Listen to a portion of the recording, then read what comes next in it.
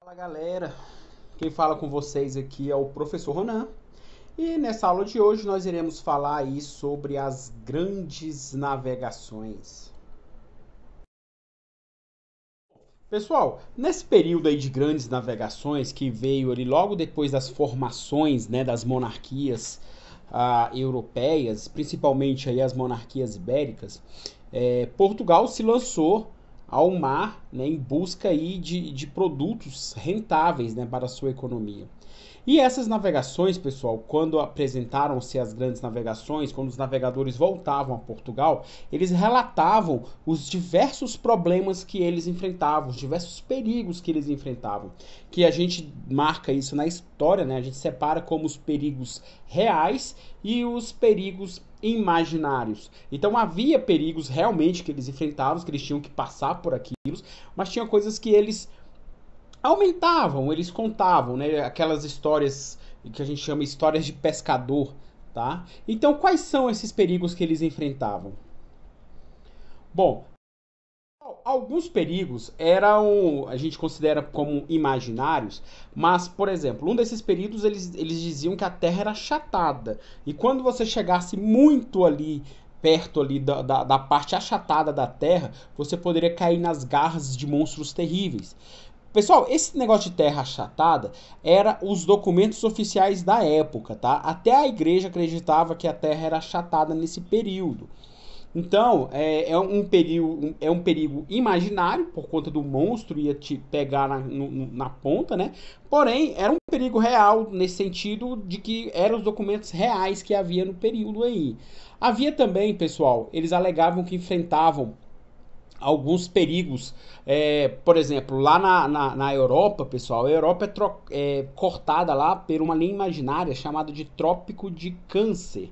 Então, é uma linha de transição ali entre a linha do Equador e os ciclos polares, né, o ciclo polar ártico. Então, ali, pessoal, mostra que o clima naquela região fica subtropical, fica mais frio. Então, quanto mais perto do polo você tiver, dos polos da Terra, mais frio fica. Quanto mais próximo à linha do Equador você tiver, mais quente fica. Então eles alegavam, pessoal, que as águas ali próximas à linha do Equador, por exemplo, ferviam, né, e atrapalhavam a navegabilidade.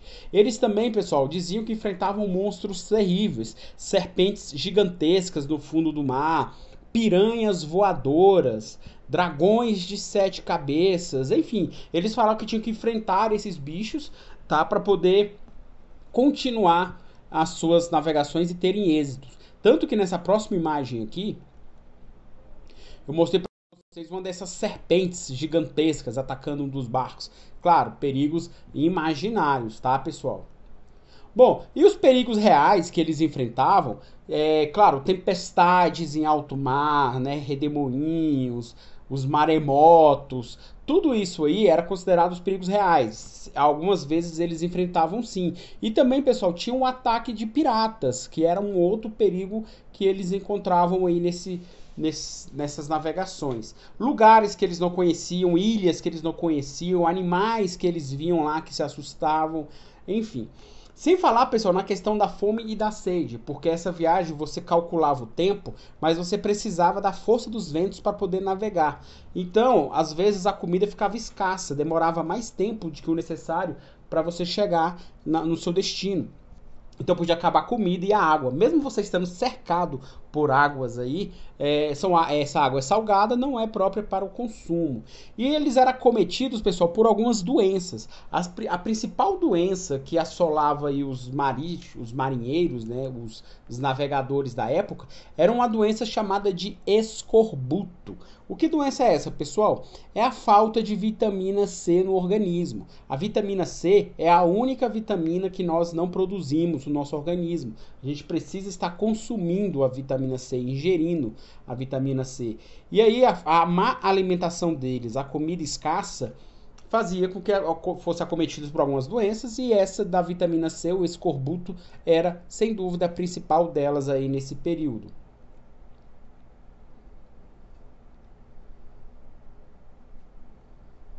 Bom, galera, ainda falando das grandes navegações, O mar Mediterrâneo, Portugal, pessoal, ele é muito simples geograficamente de se entender.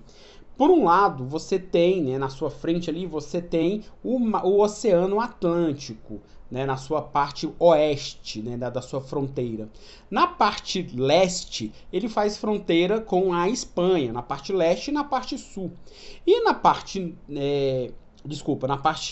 na parte leste e na parte norte. Na parte sul, pessoal, ele faz fronteira com o mar Mediterrâneo.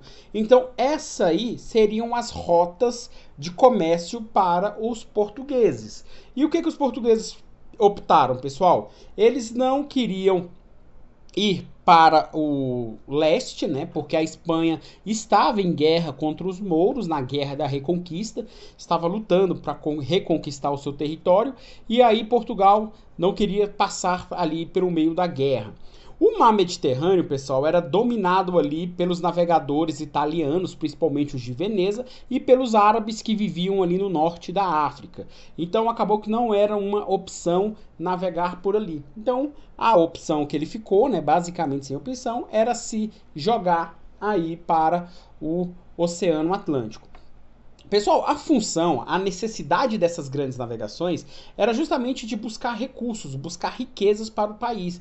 A Europa já tinha esgotado basicamente todas as suas minas de ouro e prata. Depois de séculos e séculos de exploração lá nas minas, elas já tinham praticamente acabado. Então eles tinham que buscar novas fontes de riquezas em outros países. E na época, pessoal, o que eles resolveram buscar eram as famosas especiarias. Então, eles queriam buscar uns novos caminhos para a Índia para buscar essas especiarias. Pessoal, observe, por que a palavra Índias apareceu entre aspas? Porque, pessoal, quando houve as navegações, eles chegaram a um país chamado Índia. Realmente, chegaram lá. Porém, os europeus, os portugueses da época, eles se referiam ao continente asiático inteiro como Índias, né? Que ele era uma forma pejorativa na época. Então, Índias não é apenas o país Índia, seria todo o continente asiático, tá? Então, por isso que ele está entre aspas. Então, os portugueses queriam buscar novos caminhos para chegar na Ásia, para chegar até as Índias, principalmente, pessoal, na parte tropical da Ásia, que era onde eles conseguiam aí as famosas especiarias que nós iremos falar um pouco mais à frente. E aqui, pessoal, também entra aquele desejo lá que aconteceu na Reforma Protestante, na Contra-Reforma, que a gente já gravou nossas aulas sobre isso. Então, assim, o desejo também de buscar novos povos nativos, né, para a religião cristã, principalmente para a religião católica, que era a religião predominante no país de Portugal e na Espanha.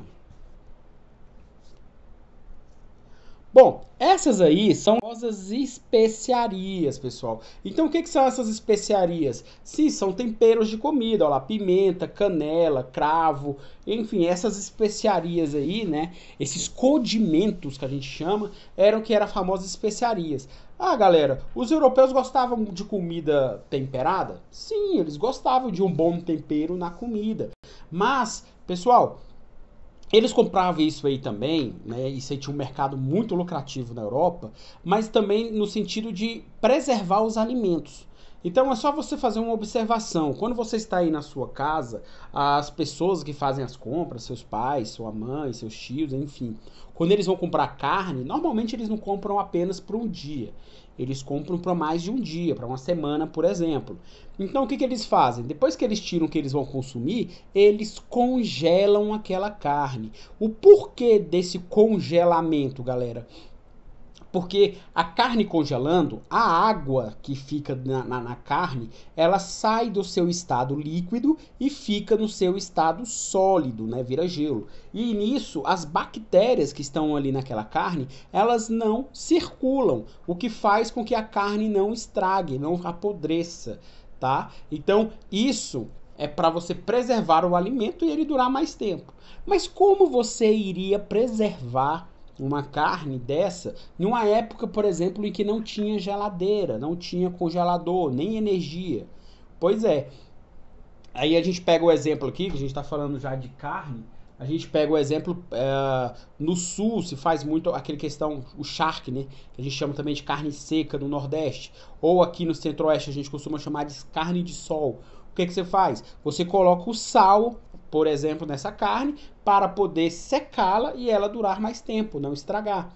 Então esses condimentos também tinham essa função de preservar, não apenas de comer aí comida temperada, ok? Então esse comércio, pessoal, quando os portugueses traziam especiarias, eles conseguiam vender para os outros países europeus.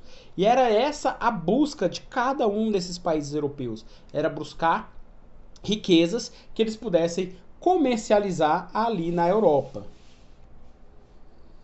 Bom, por que a gente está falando necessariamente de Portugal? Pessoal, porque Portugal foi o pioneiro nas grandes nas navegações. Ele foi o primeiro a se lançar ao mar.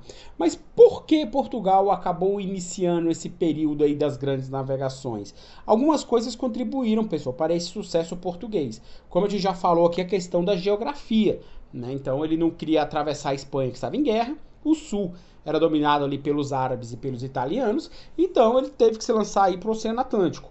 Um dos fatores foi porque ele formou-se, que a gente já viu nas nossas aulas de formação das monarquias ibéricas, Portugal foi o primeiro país europeu a se constituir uma monarquia centralizada.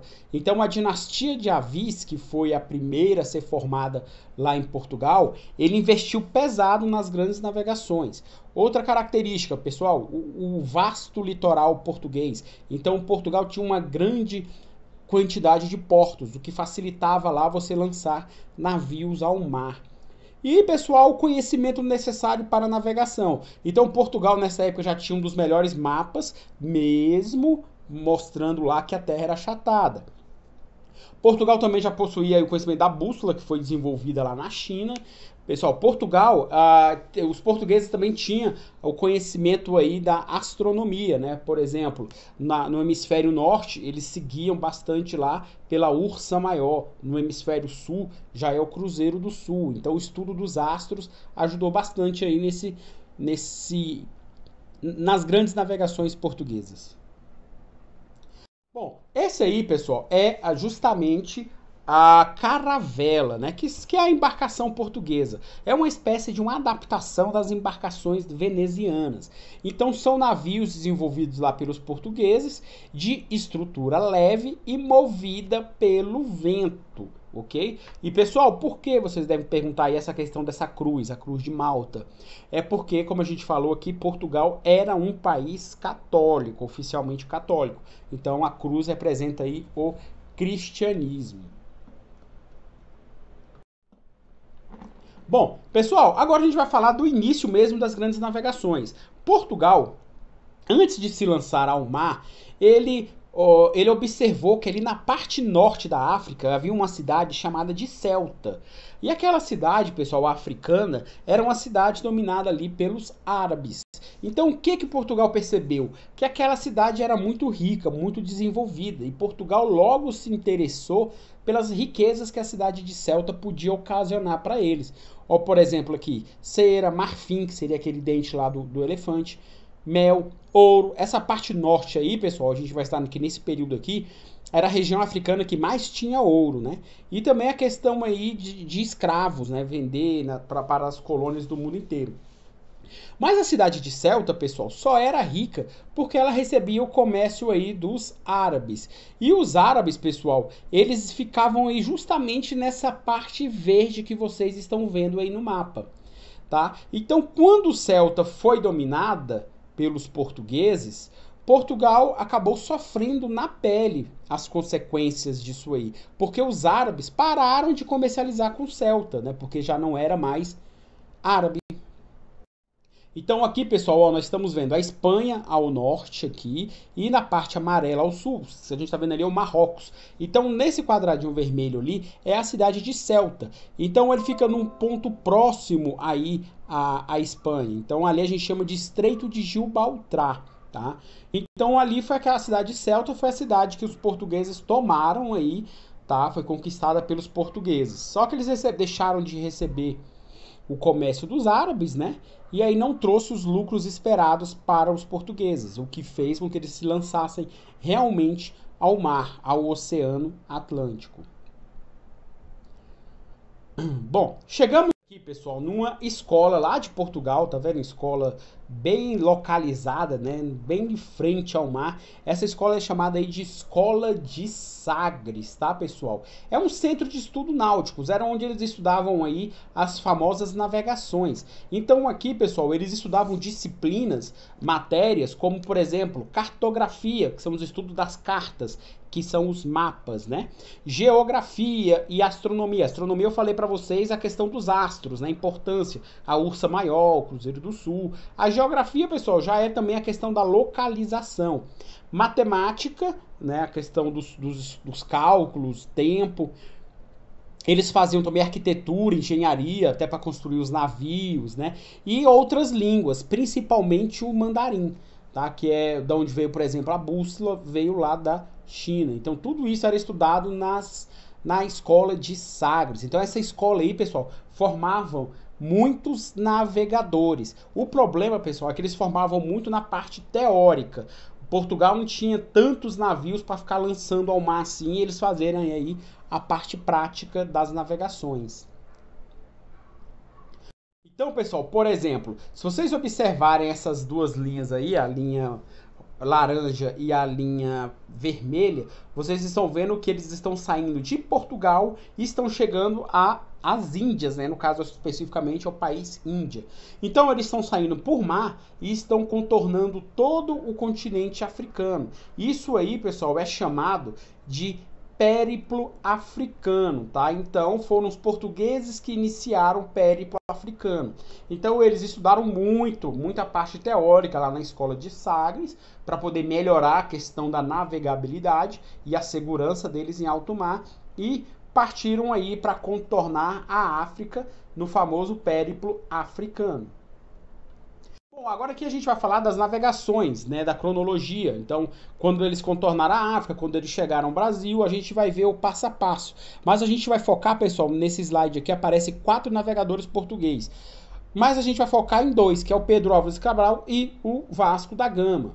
Mas as navegações portuguesas, pessoal, elas seguiram ordens, né? Então não foram tudo no mesmo ano. Então, por exemplo, em 1419, os portugueses chegaram ali próximo nas Ilhas Atlânticas, né, que é a Ilha da Madeira.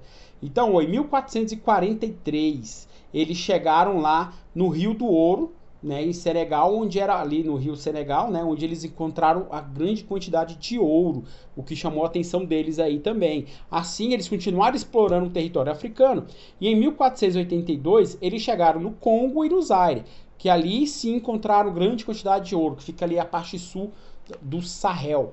E aí, pessoal, em 1463 eles chegaram às ilhas de Cabo Verde, onde eles começaram a plantar ali, né, a cana de açúcar para a produção do açúcar, que também formou um ciclo econômico importantíssimo na Europa, um ciclo econômico bem rico para os portugueses. Bom, galera, falando aí do navegador, quando você vê essa imagem, e ainda mais com esse nome, você pode até falar bem assim, olha, o grande Vasco da Gama, né? Esse aí, pessoal, era um navegador português. É claro, ele melhorou bastante aí quando colocaram a camisa nele. E aí, pessoal, Vasco da Gama era o navegador português que ia fazer o famoso périplo africano. Então ele navegou, pessoal, ele contornou, ele saiu de Portugal, contornou todo o périplo africano até chegar às Índias, né? Que eles chamavam de Índias. Então ele conseguiu esse feito aí, ó, no ano de 1498, quando ele retorna lá, ó. E quando ele retornou para Portugal, galera, ele retornou com muita especiaria, o que deixou o rei de Portugal muito feliz, muito animado e muito entusiasmado com as riquezas que ele poderia, que o rei, né, poderia alcançar. O rei de Portugal na época, pessoal, chamava-se de Dom Manuel, ou Venturoso, né, venturoso porque ele investia aí nessas navegações. Bom, galera, observe, Vasco da Gama volta em 1498, né? Então o que acontece, pessoal? Logo após o retorno dele a Portugal, No caso, o A ali, pessoal, o acento era crase, ficou ao contrário ali, desde digitação, mas tudo bem. Quando ele volta a Portugal, Dom Manuel Venturoso quer que ele volte para as Índias para trazer mais e mais especiarias. Então ele monta uma poderosa esquadra, né, um conjunto de navios, para trazer essas especiarias das Índias. Né? E ele embarca lá para as Índias, depois, no ano 1499, início aí dos anos 1500, com 13 navios, pessoal. 10 naus, que são navios de maior proporção, e 3 caravelas. Mas qual era o problema aqui dessa navegação de Vasco da Gama nesse momento aqui, pessoal? É porque para você contornar, para você guiar, para você chefiar um desses navios, você precisava de comandantes experientes. Portugal não tinha 13 comandantes experientes. Né? Então, pegaram ali os melhores alunos da escola de Sagres, que seriam os alunos de destaque da escola de Sagres, para poder lançá-los aí ao mar, né? Liderando aí, cada um liderando um desses navios. Então, pessoal, quando eles partiram, né, de Portugal e chamaram, né, o Vasco da Gama e perguntaram para ele como deveria fazer para navegar com segurança. E aí ele chegou nos jovens navegadores, né, e um desses alunos destaque, pessoal, da escola de Sagres, era um jovem de 32 anos chamado de Pedro Álvares Cabral, tá? Então, eles chegaram até Vasco da Gama e Vasco da Gama explicou. Falou assim, olha, a gente tem que navegar, mas não podemos navegar muito próximo da costa africana, porque lá tem muitos dragões, né? Muitos piranhas voadoras, aquelas grandes serpentes. Então, que a gente chamou aí de perigos imaginários, né? Então, a gente tem que navegar se afastando do continente. Ok, pessoal, eles saíram lá de Portugal, nas 10 naus, nas 3 caravelas, né? Cada um partiu lá no seu tempo. Uns o vento ajudou mais, outros menos, uns navios mais pesados, outros mais leves. Então logo eles foram se distanciando.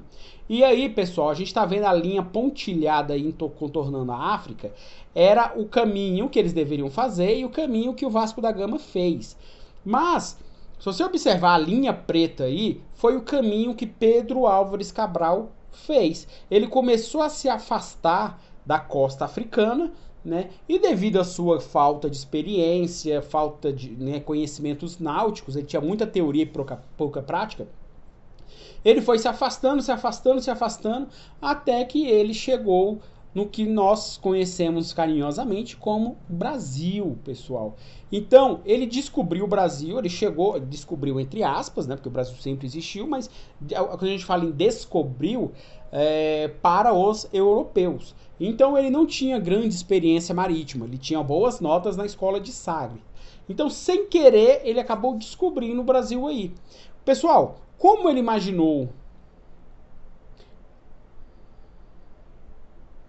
A gente vai voltar a falar do Pedro Álvares Cabral um pouco mais à frente, né? Voltar a falar do descobrimento do Brasil aí, tá? Porque agora, pessoal, paralelo a isso, havia concorrência espanhola nas grandes navegações. Os espanhóis também se lançaram ao mar. E agora, pessoal, havia um navegador italiano, que era o Cristóvão Colombo, que é esse aí da imagem, que estava tentando convencer os reis espanhóis a financiar a viagem dele, né, para as Índias. Então, a gente vai falar agora dessa concorrência espanhola aí, a concorrência que os portugueses sofreram dos reis espanhóis.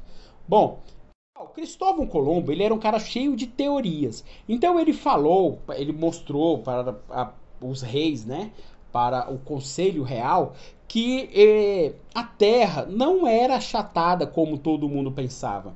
Ele dizia que a Terra era redonda, né? E para provar isso, ele sentava no alto de algumas montanhas ali portuárias e ficava olhando os navios zarparem. E conforme os navios iam zarpando, né, iam entrando em alto mar, ia sumindo, né? Primeiro o casco, depois as velas. Então ele ia sumindo aos poucos, como se ele estivesse fazendo uma curva, né?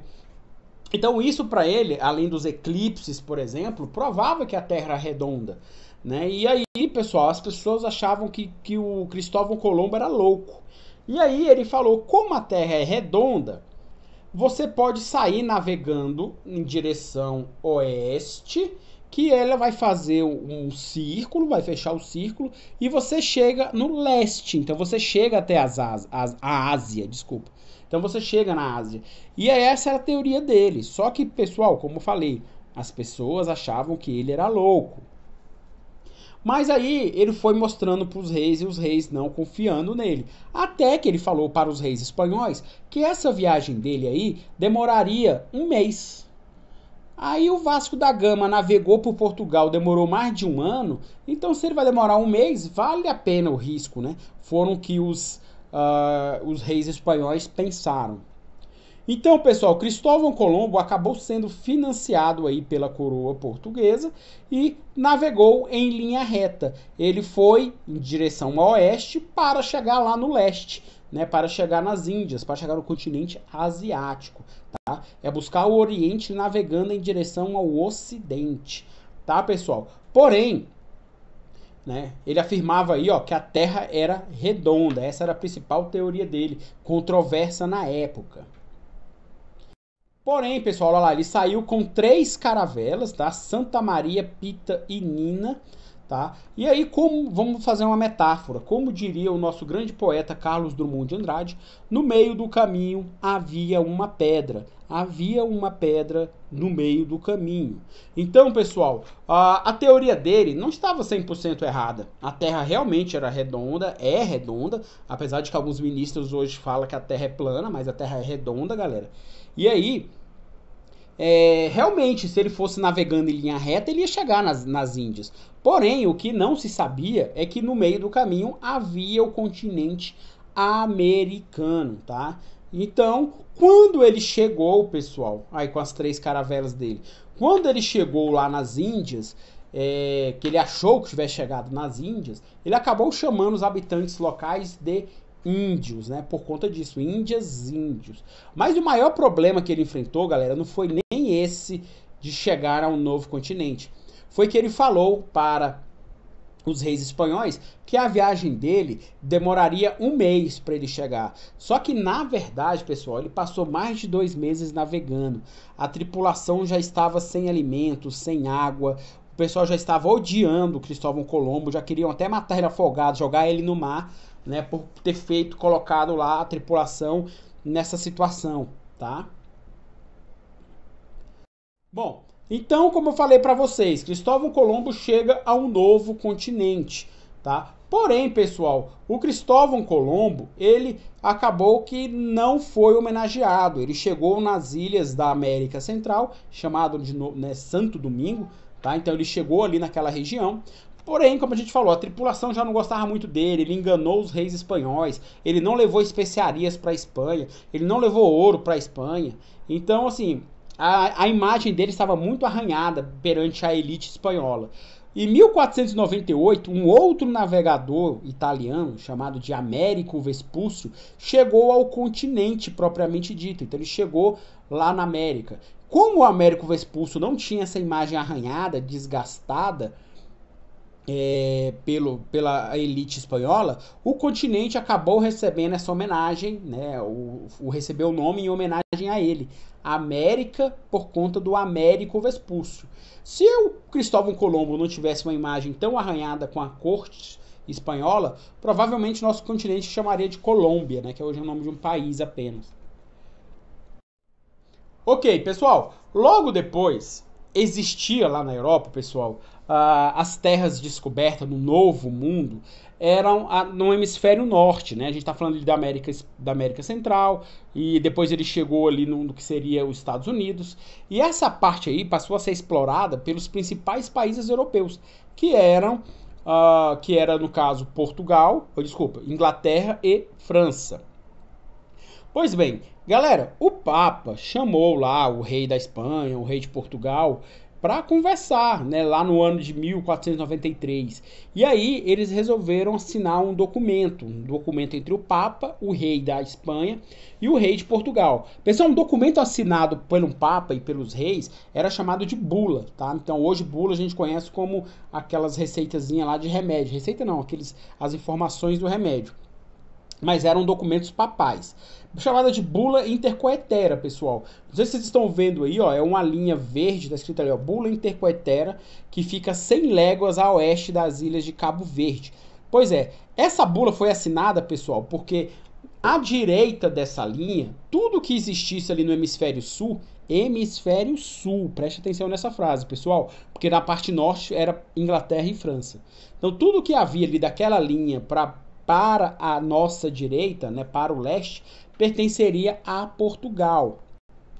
E o que tivesse à esquerda, onde está ali a América, no caso a oeste, tudo que tivesse ali pertenceria à Espanha. Então eles assinaram. Só que passou um tempo, pessoal, um ano depois, Portugal chamou os espanhóis para conversar, né, o rei português, e eles resolveram mudar aí esse tratado, agora sem o Papa, por isso que não chamou agora Bula Intercoetera, agora chamou Tratado de Tordesilhas. Então eles afastaram essa linha um pouco mais à frente, a 370 léguas da ilha de Cabo Verde.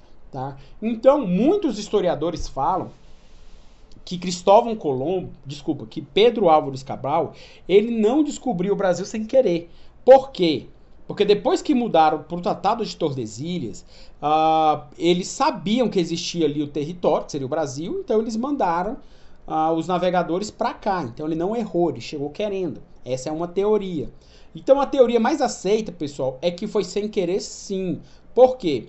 Porque o melhor navegador deles naquela frota era o Vasco da Gama. Se fosse para você explorar um novo território, você poderia mandar, por exemplo, o seu melhor navegador. E não um jovem sem grandes experiências, 32 anos, para explorar algo novo, né? Um mundo novo. Tá? Então são teorias, tá? Então, o Tratado de Tordesilhas, pessoal, é essa linha imaginária, ó, a 370 léguas da ilha de Cabo Verde, onde determinava o seguinte, que as terras a oeste pertenciam à Espanha e as terras a leste iam pertencer a Portugal, ok? Bom, pessoal, agora, houve outras navegações ali também na parte sul. Eu falei para vocês que ali era dividido ali entre Portugal e Espanha, mas os ingleses, franceses e holandeses estiveram por aqui. Prova disso, pessoal, são os países que eles formaram aqui na nossa América do Sul. Então eles rejeitaram, eles rasgaram, eles não obedeceram o Tratado de Tordesilhas. Até porque, pessoal, perante esses países aí, Portugal e Espanha já eram países mais fracos, né, de menor poder aquisitivo. Então eles fizeram viagens exploratórias aqui pelo sul para ver que riqueza eles poderiam alcançar, terem aqui. Tanto que o Brasil, pessoal, tema para outras aulas, foi invadido 2 vezes aí pelos franceses.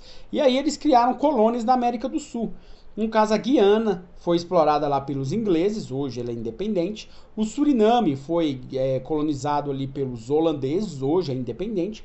E a Guiana Francesa pelos franceses. Hoje a Guiana Francesa, ele é um estado da França, tá, pessoal? Ele não é independente, ele ainda pertence aos franceses.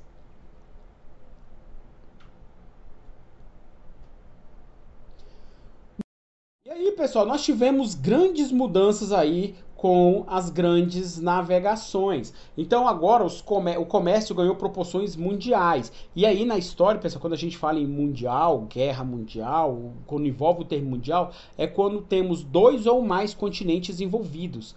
Tá? Então agora o comércio ficou aqui, por exemplo, África, Europa, América, então ganhou essas proporções mundiais. E na época as principais rotas marítimas era pelo mar Mediterrâneo.